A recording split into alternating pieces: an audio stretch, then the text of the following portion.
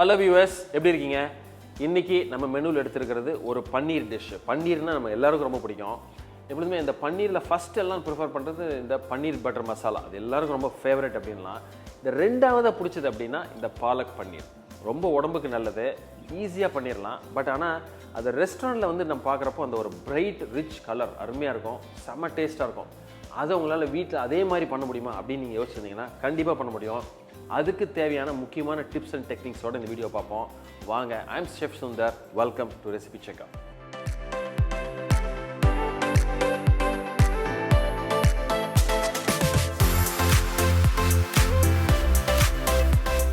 இந்த பாலக் பன்னீரில் 2-3 முக்கியமான டிப்ஸ் தான். ஃபஸ்ட்டு வந்து இந்த கலர் எப்படி கரெக்டாக கொடுக்குறோம். ஏன்னா ஆர்டிஃபிஷியலாக நம்ம எதுவும் ஆட் பண்ணுறதில்ல.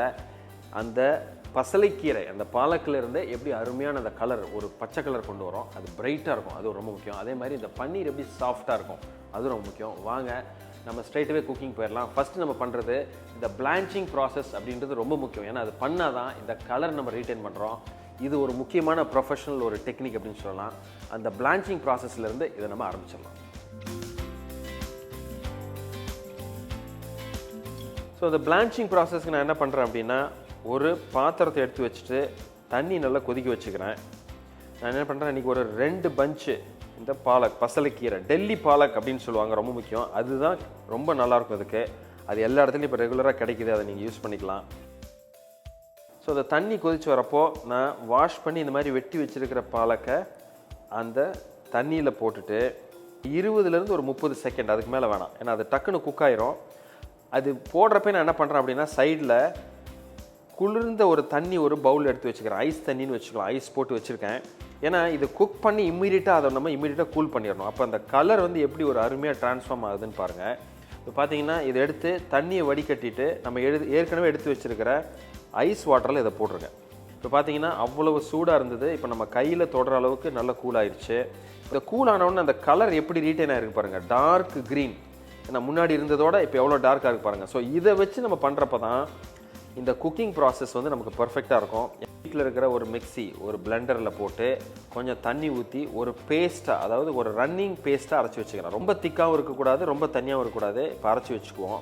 இப்போ பார்த்தீங்கன்னா இந்த பேஸ்ட் தான் நம்ம இன்றைக்கி பாலக் பன்னீருக்கு குக் பண்ணுறதுக்கு யூஸ் பண்ண போகிறோம். ஸோ பார்த்தீங்கன்னா ஒரு பேன் எடுத்து வச்சுருக்கேன். இப்போ ஒரு 3லேருந்து 4 டேபிள் ஸ்பூன் ஆயில் எடுத்துக்கலாம். இந்த ஆயில் சூடானோடனே ஃபஸ்ட்டு நம்ம சேர்க்குறது ஜீரகம். இந்த ஜீரகம் நல்லா பொரிஞ்சு வரப்போ காஞ்ச மிளகாய் ஒரு 2 பிச்சு போட்டுக்குங்க. இப்போது நம்ம நல்ல பொடியாக வெட்டி வச்சுருக்கிற பூண்டு இதில் சேர்த்துக்குங்க. இந்த பூண்டு நல்லா கொஞ்சம் வதங்கி வரப்போ பொடியாக வெட்டி வச்சுருக்கிற பச்சை மிளகாய். இப்போ இந்த பூண்டு பார்த்தீங்கன்னா நல்ல லைட்டு ஒரு கோல்டன் ப்ரௌன் வரைக்கும் வதக்கணும். அது ரொம்ப முக்கியம். ஏன்னா இந்த ஃப்ளேவர் தான் இந்த டிஷ்ஷுக்கு வந்து ஒரு பேஸ் அப்படின்னே சொல்லலாம். ஏன்னா அந்த பூண்டை நீங்கள் கம்மியாக வதக்குனா கூட நீங்கள் ரெஸ்டாரண்ட்டில் சாப்பிட்ற அளவுக்கு வந்து ஒரு ப்ரொஃபஷ்னல் டேஸ்ட், அந்த ஃப்ளேவர் கிடைக்காது உங்களுக்கு.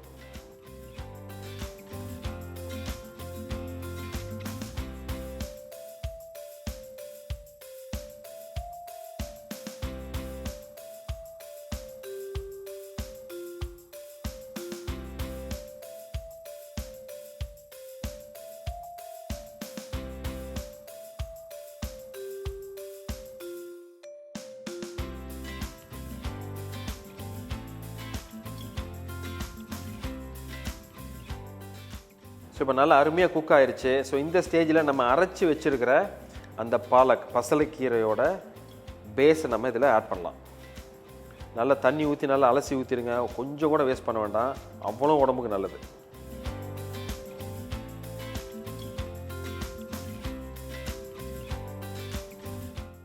ஸோ இப்போ இந்த ஸ்டேஜில் என்ன பண்ணுறேன்னா, இந்த கஸ்தூரி மேத்தி இந்த மாதிரி நல்லா பொடி பண்ணி வச்சுருக்கேன்.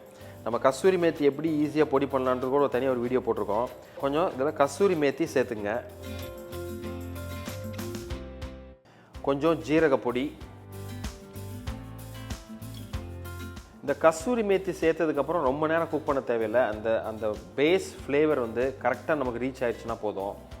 ஸோ இந்த டைமில் என்ன பண்ணுங்கன்னா, நமக்கு தேவையான சீசனிங்லாம் இருக்கான்னு ஒரு வாட்டி நம்ம செக் பண்ணிக்கலாம். கொஞ்சம் டேஸ்ட் பார்த்துட்டு எல்லாம் சரியாக இருக்கான்னு பார்த்துட்டு இந்த டைமில் என்ன சேர்க்கணுமோ நம்ம சேர்த்துக்கலாம்.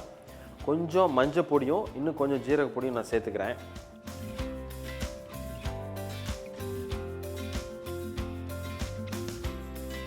ஸோ இப்போ இது நல்லா குக்காகி வந்துருச்சு. இந்த ஸ்டேஜில் தான் நம்ம பன்னீரை சேர்க்குறோம். இந்த பன்னீர் சேர்க்குறதுல ரொம்ப முக்கியமான டெக்னிக் என்ன அப்படின்னா, இந்த பன்னீரை இந்த மாதிரி க்யூப்ஸாக வெட்டி ஒரு வார்ம் வாட்டர் கொஞ்சம் வெதுவெதுப்பான தண்ணியில் வச்சுருக்கேன். குக் பண்ணுறது முன்னாடி வச்சுட்டேன். அப்போ பன்னீர் நல்லா சாஃப்ட் ஆயிரும். ஸோ இது இப்போ நம்ம ஆட் பண்ணுறப்போ அந்த பன்னீர் வந்து ரெஸ்டாரண்ட்லாம் பார்த்தீங்கன்னா நல்லா சாஃப்டாக இருக்கும். அது ரொம்ப முக்கியம். அந்த வார்ம் வாட்டரில் அதை வச்சு அதுக்கப்புறம் அதில் சேர்க்குறது தான். அந்த பன்னீர் இதில் சேர்த்துட்டு ரொம்ப மிக்ஸ் பண்ண வேண்டாம். ரொம்ப ஜென்டிலாக மெதுவாக கிளறி விடுங்க. இந்த ஸ்டேஜில் ஒரு பட்டர் வந்து ஒரு 3லிருந்து 4 க்யூப்ஸ் இதில் சேர்த்துங்க. ஏன்னா இந்த பாலக் பன்னீர் அப்படின்றது வந்து ஒரு நல்ல ஒரு ஸ்மூத்தான ஒரு ரிச் பட்டரி டிஷ் அப்படின்னே சொல்லலாம்.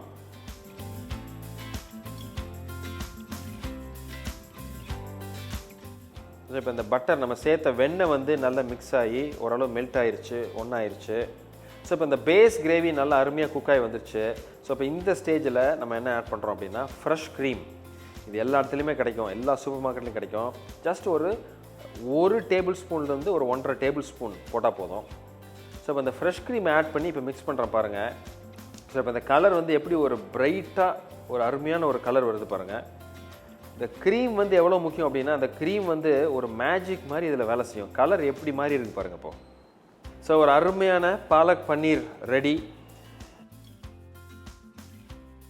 இன்றைக்கி ரெஸ்டாரண்ட் ஸ்டைலில் பண்ணுற ஒரு பர்ஃபெக்டான பாலக் பன்னீர் எப்படி பண்ணுறதுன்னு பார்த்தீங்களா? அதில் இருக்கிற டிப்ஸ் அண்ட் டெக்னிக்ஸ், அதாவது குக்கிங் ப்ராசஸ்லேருந்து சேர்க்குற பொருள்லேருந்து எதை எப்போ சேர்க்கணும் ரொம்ப முக்கியம்.